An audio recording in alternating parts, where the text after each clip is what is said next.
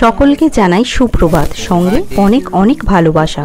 আজ 30 অগস্ট, ভুটুর জন্মদিন। তাই বাড়ির সবাই মিলে ঠিক করেছিলাম নৈহাটির বড়মার কাছে যাব। জানো তো, খুব ইচ্ছে ছিল বড়মার কাছে যাওয়ার। আজ সেই অপেক্ষার অবসান ঘটেছে। ভুটুর জন্মদিনের দিনই বড়মা টেনেছে। তাই আর দেরি না করে ভোরবেলা বেরিয়ে পড়লাম বড়মা দর্শনের উদ্দেশ্যে। এই দেখো, চলেও এলাম। আমরা পুজো দেওয়ার লাইনে দাঁড়িয়েছিলাম, আর ওদিকে বাবাই পুজোর ডালা কিনছিল। তারপর গেট খুলে দেওয়ার সঙ্গে সঙ্গে হাতে ফুল নিয়ে সোজা বড়মার কাছে। খুব সুন্দরভাবে পুজো দিলাম ভুটুর নামে। আর সবচেয়ে মজার কি জানো, ভুটুর জন্মদিনের পরের দিনই ছিল বাবাইয়ের জন্মদিন। তাই একসঙ্গে মাও বাবাইয়ের নামে পুজো দিয়ে নিল। আর মন্দিরে ভুটু তো বড়মা বড়মা করে শুয়েই পড়ল। সেই দেখে পুরোহিত মশাইরা ওকে আলাদা করে বড়মার প্রসাদ খেতে দিয়েছিল। বড়মার সাথে সাথে তোমরাও ওকে আশীর্বাদ করো, ও যেন ভালো মানুষ হতে পারে আর সুস্থ থাকে।